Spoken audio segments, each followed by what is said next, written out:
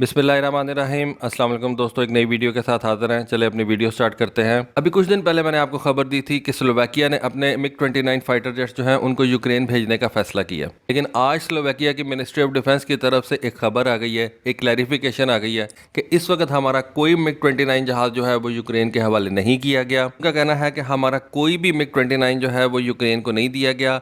ये एक झूठी खबर है। हमारे सारे MiG-29 जो हैं वो अभी हमारे मुल्क के अंदर ही मौजूद हैं। इन MiG-29 जहाज़ों को हम रिटायर कर रहे हैं। ये MiG-29 हम इसी साल इसी महीने 27 अगस्त को अपनी एयरफोर्स से रिटायर कर देंगे। अब आई बिलीव कि यहाँ पे बेसिकली क्या हो रहा है कि रशिया ने स्लोवाकिया से जो है वो राब्ता किया। डेफिनेटली उनके आपस में ये डिप्लोमेटिक ताल्लुकात तो हैं। रशिया ने स्लोवाकिया के ऊपर जो है वो जोर डाला है, डिप्लोमेटिकली जोर डाला है कि आप ये जहाज़ जो हैं इनको यूक्रेन के हवाले ना करें। देखें, बाहर बैठ के तो आप जो मर्जी कह लें, अमेरिकन प्रेशर की वजह से आपने कह दिया कि हम अपने MiG-29 जहाज़ जो हैं उनको यूक्रेन के हवाले कर रहे हैं। लेकिन फिर जहाँ पे आपने रहना है वहाँ पर रशिया का जो प्रेशर है वो भी आपको बर्दाश्त करना पड़ेगा। तो इस वजह से अब ये क्लैरिफिकेशन आ गई है स्लोवाकिया की तरफ से कि अब हम अपने MiG-29 जहाज़ जो हैं उनको यूक्रेन को नहीं दे रहे और ये सारे के सारे हमारे मुल्क में ही मौजूद हैं। ये एक झूठी खबर है। 27 अगस्त को हम इन MiG-29 जहाज़ों को रिटायर कर देंगे। रिटायर करने के बाद वो यूक्रेन को देते हैं या नहीं, इसके बारे में उन्होंने कोई बात नहीं की। चले अपनी दूसरी खबर की तरफ चलते हैं। यूक्रेन की एयरफोर्स का कहना यह है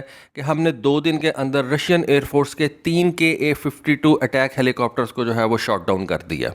15 अगस्त को उन्होंने एक खबर दी, सुबह 8 बजे हमारी जो एंटी एयरक्राफ्ट मिसाइल फोर्स है उसने KA-52 हेलीकॉप्टर जो है उसको शॉट डाउन कर दिया। उसका मलबा जो है वो हमारे रीजन के अंदर आके गिरा। इसी स्टेटमेंट के अंदर यूक्रेन की एयरफोर्स ने कहा 2 दिन के अंदर ये तीसरा रशियन KA-52 हेलीकॉप्टर है जिसको हमने मार गिराया। तो उन्होंने नहीं बताया कि क्या ये तीनों हेलीकॉप्टर जो है उन्होंने सरफेस टू एयर मिसाइल से मार गिराए हैं या इन हेलीकॉप्टर्स को मार गिराने में रशियन एयरफोर्स के कोई फाइटर जेट्स जो हैं वो शामिल थे। सिर्फ एक के बारे में उनका कहना यह था कि इसको हमारे एक सरफेस टू एयर मिसाइल ने मार गिराया। उसके बाद यूक्रेन की एयरफोर्स ने एक फुटेज जो है उसको भी रिलीज किया अपने फेसबुक पेज के ऊपर। इस वक्त जंग जो है ना वो किस तरह से लड़ी जा रही है, प्रोपेगेंडा के लिए सोशल मीडिया का इस्तेमाल भी किया जा रहा है। आपने एक हेलीकॉप्टर मार गिराया, उसकी आपके पास फुटेज आ गई, अब आप उसके साथ जितनी मर्जी खबरें लगा दें कि हमने 2 दिन के अंदर 3 हेलीकॉप्टर मार गिराए हैं। ये तो उनका क्लेम है, लेकिन एक की फुटेज तो उन्होंने जो है वो अपने फेसबुक पेज के ऊपर लगा दी है। अब जो लोग रशियन लॉसेस का हिसाब रख रहे हैं उनका कहना यह है कि जब से ये कॉन्फ्लिक्ट स्टार्ट हुआ है 24 फरवरी से,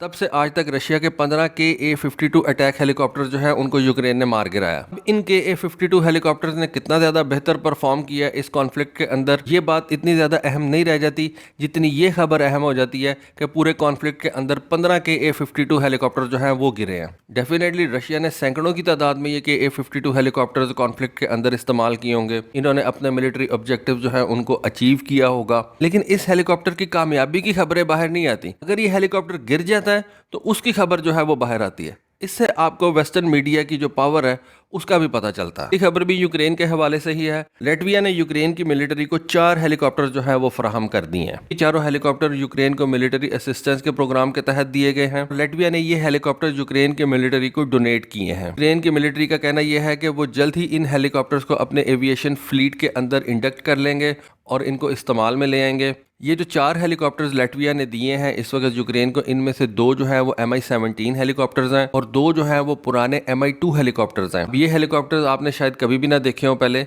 लेकिन ये बहुत पुराने हेलीकॉप्टर्स हैं, सोवियत मेड हेलीकॉप्टर्स हैं और लैटविया इनको आज तक इस्तेमाल करता चला आ रहा था। इन हेलीकॉप्टर्स को 1965 के अंदर इंट्रोड्यूस करवाया गया था। बहुत बड़ी तादाद के अंदर सोवियत यूनियन ने इस हेलीकॉप्टर को बनाया था। तकरीबन 5500 के नंबर में ये हेलीकॉप्टर्स जो थे ये तैयार किए गए थे। लेकिन फिर इसके बाद इसके नए वर्जन आ गए, Mi-17 आ गया और इस हेलीकॉप्टर को जो है वो ओवरऑल ही जो है वो रिटायर कर दिया गया।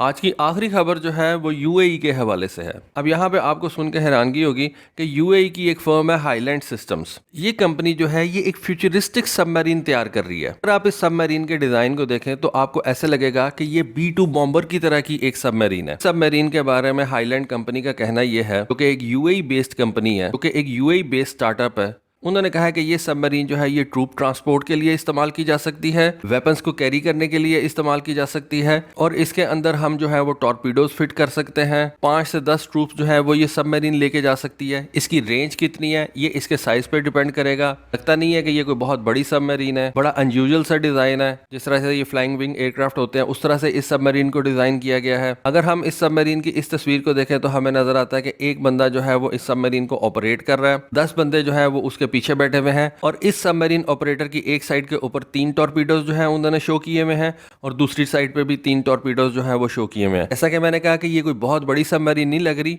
अपने साइज के हवाले से। ये जो सबमरीन के अंदर टॉर्पीडोज आपको नजर आ रहे हैं ये भी छोटे छोटे टॉर्पीडोज हैं, ये कोई बहुत बड़े टॉर्पीडोज नहीं है, लेकिन फिर भी ये इतने टॉर्पीडोज ज़रूर हैं कि ये एक शिप का अच्छा खासा नुकसान जो है वो कर सकते हैं। इस सबमरीन के अंदर एक इलेक्ट्रिकल इंजन लगा हुआ है, आप कह सकते हैं कि ये एक सुपर क्वाइट सबमरीन जो है वो होने वाली है, क्योंकि ये सबमरीन जो है ये बैटरीज के ऊपर चलेगी, लेकिन साथ साथ हमें ये भी नज़र आ रहा है कि इसके अंदर उन्होंने डीजल जनरेटर भी रखा हुआ है। तो अगर डीजल जनरेटर रखा हुआ है तो फिर उसकी थोड़ी सी आवाज़ तो लाजमी होगी, लेकिन उसको थोड़ी देर चला के आप अपनी बैटरीज जो है उनको चार्ज कर सकते हैं और दोबारा अपनी इस सबमरीन को इन बैटरीज के ऊपर रन कर सकते हैं। इस सबमरीन की थोड़ी सी उन्होंने डायमेंशंस जो है वो भी बताई हैं और वो बताया कि ये सबमरीन जो है तकरीबन 30 फुट लॉन्ग है, इसकी जो कैरिंग कैपेसिटी है वो तकरीबन 3000 kg की है। इस सबमरीन की जो फुल लोड डिस्प्लेसमेंट है वो तकरीबन 10,000 kg है और ये 10 मरीन कमांडोज को लेके तो पानी के अंदर जा सकती है।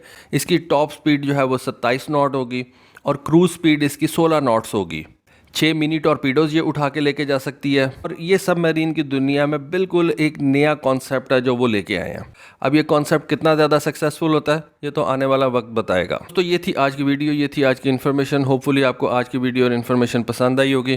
कमेंट सेक्शन में अपनी राय से ज़रूर आगाह कीजिएगा। आज के लिए बस इतना ही। Thank you. अल्लाह हाफिज़।